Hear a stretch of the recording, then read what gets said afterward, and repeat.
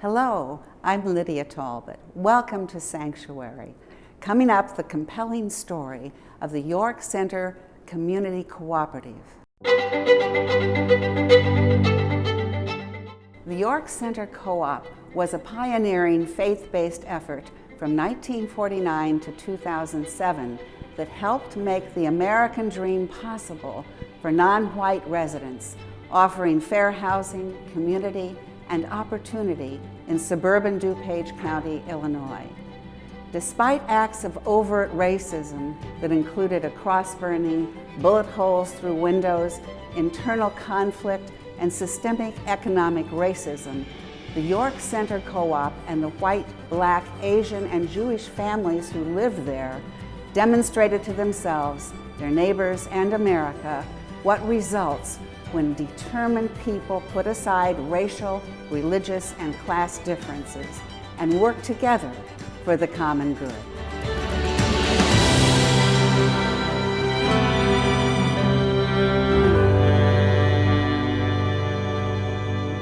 Stay with us for this story that will challenge what you think about your politics and your faith today on Sanctuary.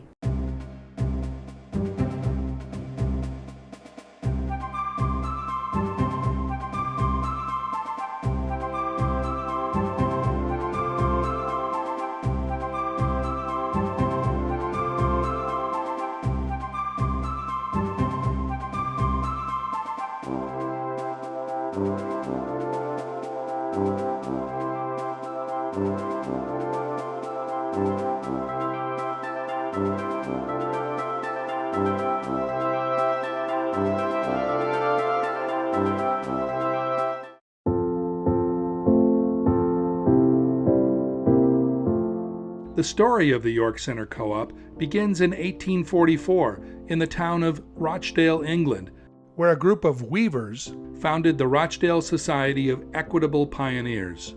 It was the birth of the modern cooperative movement. An important legacy of the Rochdale Pioneers was the creation of a set of ideals known as the Rochdale Principles. The Rochdale Principles were created by the 28 weavers who started that first co-op in Rochdale in 1844. And the basic premise of what they were trying to do was to create a democratic organization. It was one vote per person. Within about a year and a half, the first woman turns up and she is accepted into membership. The pioneers adopted a format that said anybody of any religion, any faith, any race could become a member. There was going to be no distinguishment. Cooperative ideas spread across England and beyond, impacting global agriculture with farm co-ops, the banking industry with credit unions, healthcare, insurance, and housing. Eventually, cooperatives took hold in the United States. Garfield Park on Chicago's west side was home to a thriving Church of the Brethren community that included Bethany Hospital, a seminary, and a local church. My name is Mark Shirkey. I'm the grandson of Lewis R. Shirkey, one of the founders of the York Center Cooperative Community. He was considered to be the leader of the group that first started the co-op in 1944. The war was coming to an end. This group of people from the Church of the Brethren wanted to move out of the city, and they were looking to improve their situation. It's 1947. We're coming off the heels of World War II, and we're also coming off the heels of the New Deal. There's certainly this sense in the United States, this spirit of cooperation, kind of a desire to really try to take care of the common good. So while you have this spirit of cooperation, you also get then a severe housing shortage, much worse than what had existed during the Great Depression. In the post-war era, soldiers are coming back from the war. You get this sort of pent-up demand for housing, this ability to buy a house. Housing actually becomes cheaper in a lot of instances than renting. And in response to that, there's development of suburban housing, right? Taking farm fields like Levittown and turning them into developments. And they're mass-produced housing can be built in a couple of days, and you have all sorts of new housing for families. Whether they were thinking of all Americans, the policy wasn't available for all Americans. My name is Nancy Nishimura. We lived in the city, but we wanted someplace where our children would have good friends and good schooling and everything. We tried to buy a house in Congress Knolls and all over, and being Asian, they wanted somebody that would fit in with their community, so a lot of the communities didn't want us around. Well, they said, we don't have any houses here for you. Between 1940 and 1950, the village of Lombard, Illinois, grew by 38%, from 7,075 to nearly 10,000 inhabitants. Neighboring Villa Park expanded 21.7%, from 7,236 to nearly 9,000. With access to downtown Chicago by rail and the revolutionary interstate highway system, Lombard and Villa Park featured large lots and open spaces. Just south of Lombard sat farmland purchased and subdivided into $7,000 lots, soon to become single-family homes. Known as Green Valley, the proposed development boasted quiet cul-de-sacs, sidewalks, close to schools, churches, shops, and transportation. A marketing brochure published by developer Charles H. Kress promised that your home will never be marred by an ugly pre-war dwelling near it. Green Valley is completely modern. For post-war home buyers, the development was a dream come true, but the dream was not for everyone. Clearly stated in the brochure, as well as written into land deeds, was a restrictive covenant stating, "It is an express condition of this conveyance that the premises herein shall not be conveyed to any person who is not a Caucasian." Restrictive covenant is a clause that a homeowner or other landowner puts into his deed saying that the land may never be sold to African Americans ever.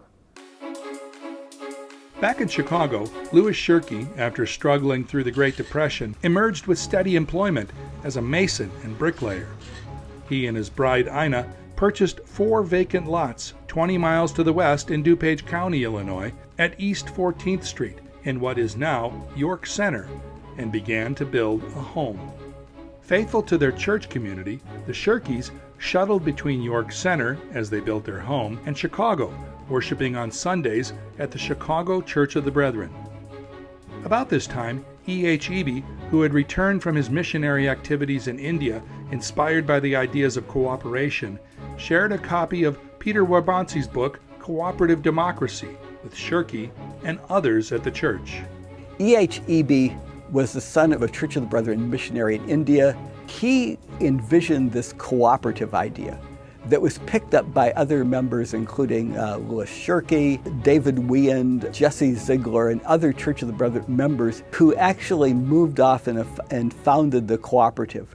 My parents were members of the First Church of the Brethren in Chicago, in Garfield Park, the area where the seminary was at that time. This was right after the war, and everything was very expensive, and our family was getting bigger, and so the professors sort of banded together and were looking for some way to build a house. A few members decided they would like to know what it would be like to live in a community where people of all colors and religions and ethnicities live together peacefully.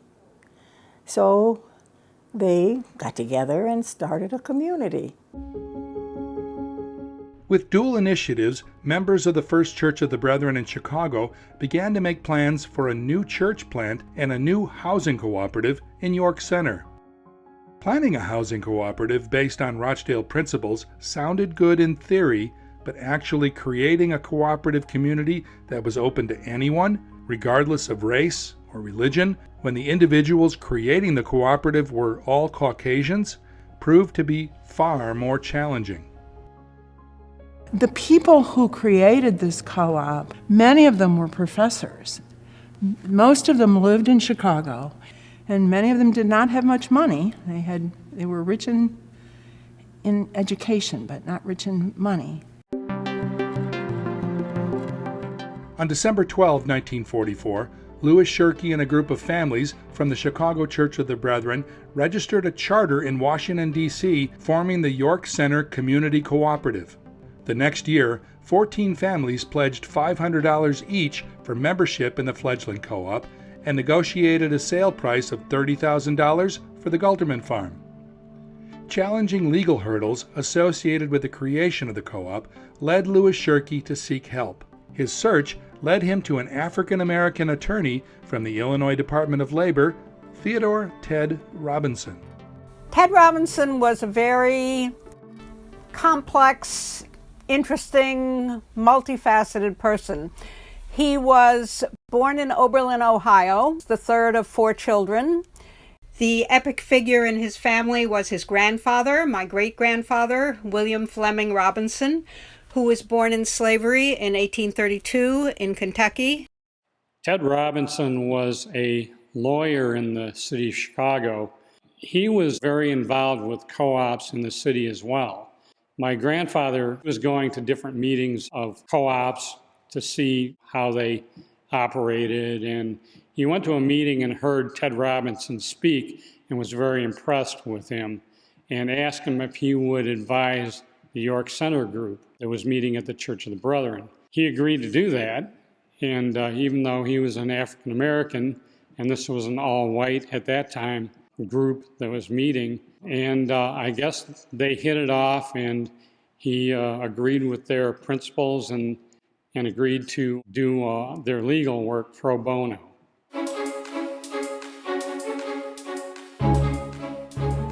On June 10, 1945, ground was broken on a new Brethren church in York Center. Shirky, Weand, Ziegler, and other Church of the Brethren members began discussing plans to purchase the farm and subdividing it into lots connected by streets, even naming one Rochdale Circle. When Ted Robinson pointed out that the Washington, D.C. incorporation was invalid in Illinois, he helped them incorporate inside the state, and an Illinois Charter of Corporation was issued February 6, 1946. Robinson also helped the fledgling cooperative develop bylaws based on the Rochdale Principles.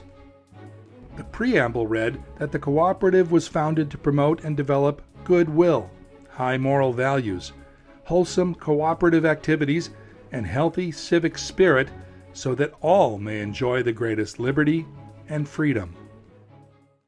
The Mccarthy Year started shortly after the co-op was founded, but probably even before that, there were people in the community around York Center and Lombard who were pretty suspicious of what was going on.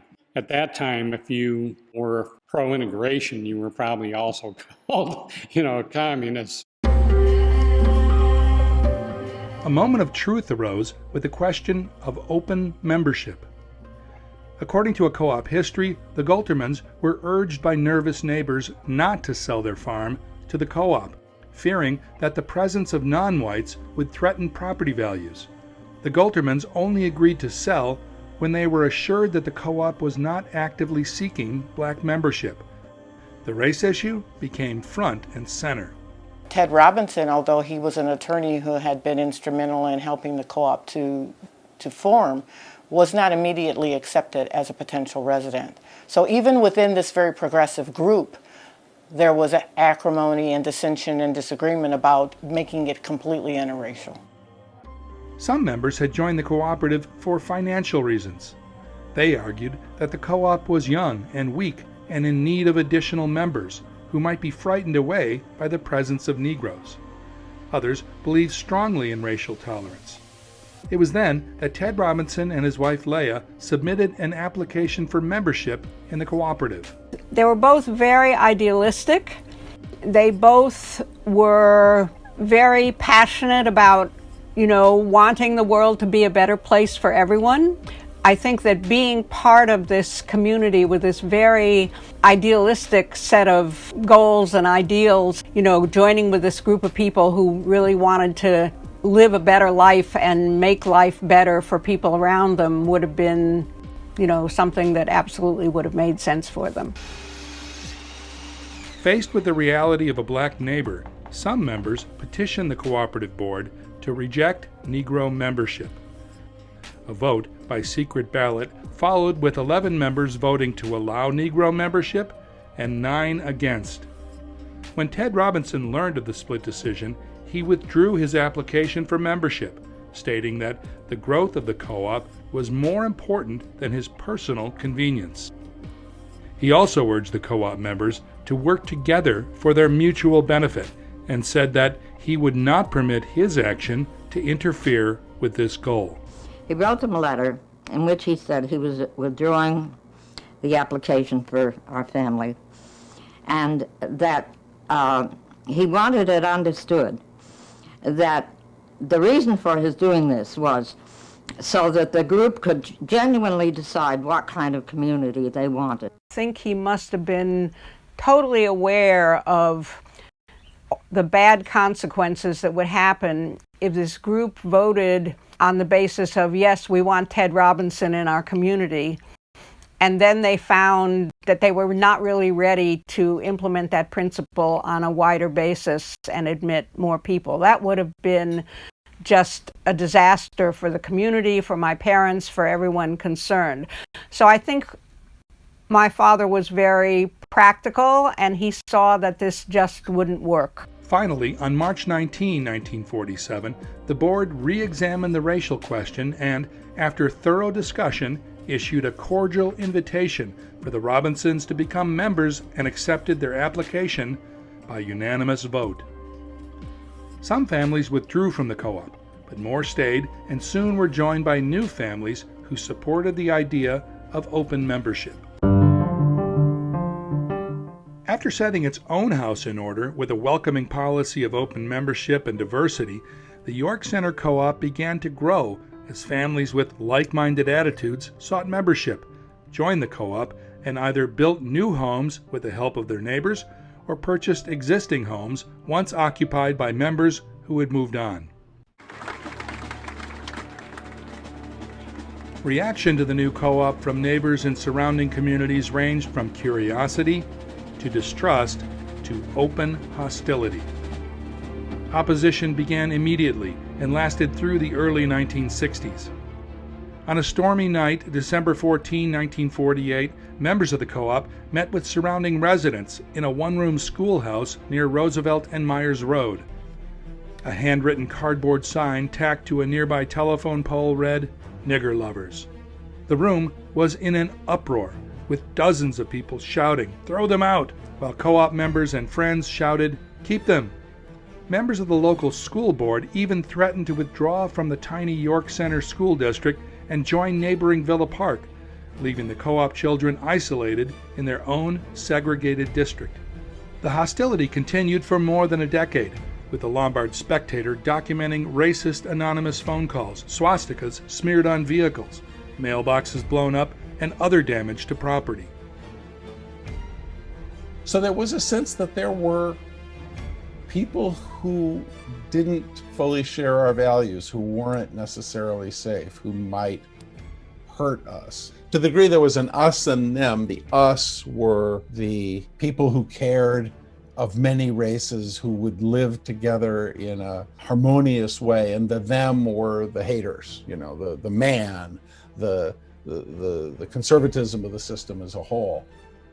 For children who grew up in the co-op, the welcoming, safe, and nurturing life inside was starkly different from life outside of the co-op, especially for children from families that didn't reflect the demographics of the surrounding communities. They said that Cook County was the most Democratic county in the country, and right next door was DuPage County. It was the most Republican county in the country, and so it was our own little. The co-op was kind of our own little island. Played a lot of ball, playing with kids over in the other York Center or Congress Knolls and stuff. I got the N-word, And I remember specifically at Jackson Junior High, one of the bully kids, passed by me in the hall and, why don't you go back to Africa? It was different. I was in kindergarten and some kids said, remember Pearl Harbor? And I'm like, I don't even know what Pearl Harbor is. I'm in kindergarten. I don't know what that is. I remember a number of situations where there was anti-Semitic epithets hurled at me. There was even a little campaign to defeat me for class president when I was a freshman at Willowbrook. My daughter had one friend in school, and for her birthday party, the girl couldn't come to her birthday party. She came home and said, Mommy, what's wrong with black people's house? She was in 3rd grade at the time. So I said, what do you mean, what's wrong with it? Well, so-and-so's mommy said that she couldn't come to visit us because we had we had lived in a black people's house or something. It was considered a kind of a strange group of people. The area was pretty conservative everywhere else. Politically. Except the co-op politically. There was no racial diversity anywhere else in the area. The only minority students in high school, when we were going to high school, came from the co-op. It was the Cold War, anti-communism. And so a commune. The co-op was always being judged, and I think we were told as kids that it was important to behave nicely, not to be offensive, not to be whatever in the outside world. To the extent that any of us was able to present ourselves well, that was a benefit to the co-op. As children, we didn't talk about what we were experiencing. We just figuratively ran back home to be in the co-op, to be with our friends. We didn't share, what happened to me today, what the teacher said to me today. And then the adults in the community, because they believed in everyone getting along and everyone was worthy of respect and trust, didn't overtly educate us to what we would experience in the outside world. We couldn't go to the Lombard swimming pool, so we went to Wheaton swimming pool because of our race. We couldn't roller skate at Elmhurst skating rink. We went to Willowbrook High School in Villa Park, and high school to me has a strong, bitter side to it. I used to babysit, look forward to babysitting every weekend because I knew I wasn't going to have a date and I was never going to go to a school dance. I have never been to a high school dance. I have never been to a prom. I've never been to a homecoming, sock hop, never. I went to high school, made up my mind I was going to be the best student possible because I could not take the risk of not being a good student because then I'd be the Negro student who didn't do well. The final 2 decades of the co-op saw a mixture of strong community life and robust social action, particularly relating to area zoning issues. They also witnessed internal conflict, fueled by new community members that were motivated to join the community more by the size of the lots than the traditional co-op values, and a DuPage County government that some members felt did not reflect co-op values. From the very outset, the issue of private ownership versus community ownership of the land in the York Center Co-op was contentious. By the end of the 20th century, real estate in the towns surrounding the co-op had escalated in value, and the desire for individual land ownership of co-op property grew as well. I just felt like we needed something new to gather around. We weren't building houses anymore. The protest years, the Cold War was over. What do we have now that we can really wrap our arms around? Here, I think it was hard to find something unifying that was positive, that wasn't fighting. Part of the gradual demise of the cooperatives is you have more and more people who are members who actually don't share all of these ideals.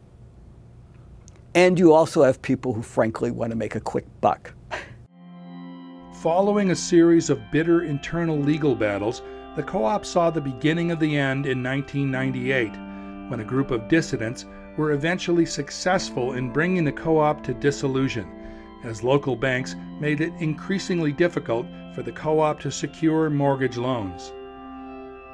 Unlike mortgage issues in the early days of the co-op that revolved around race, banks now found it financially unattractive to provide loans for homes in cooperatives with a single land deed.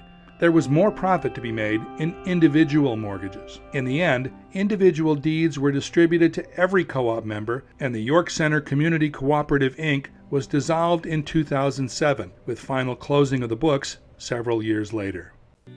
We had an understanding that our neighbors were adults in the community that we could depend on or trust. We knew each other by their walk, their car, their voice, their profile.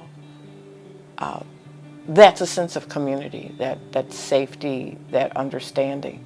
I had the benefit of, in growing up in the co-op, was I grew up in a village, and I grew up in a village that had a moral center.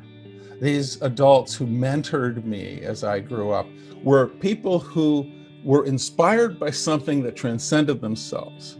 For some of them, that was spiritual. For others, they just thought of it as right understanding of reality. But they were going to live a form of life with others that expressed their values. We bought a house in the co-op, and I remember the day a moving van came with our furniture. I had never been able to ride a bike properly. When we got out of the car and unloaded the truck, I just jumped on the bike and just took off down the driveway. And it was just the most exhilarating feeling of openness and freedom, and it was the most remarkable place to live.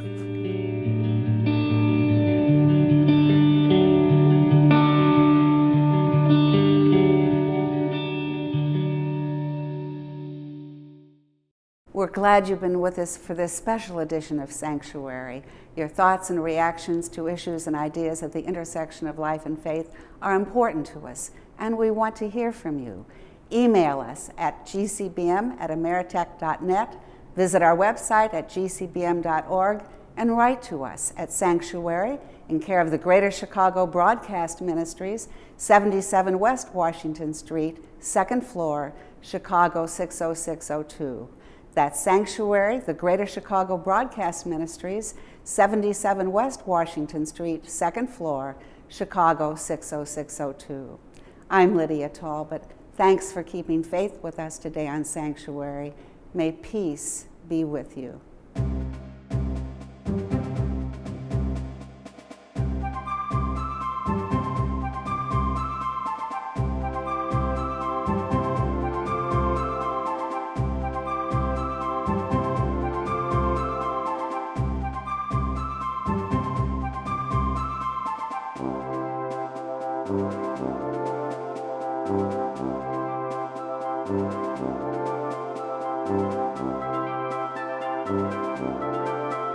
Thank you.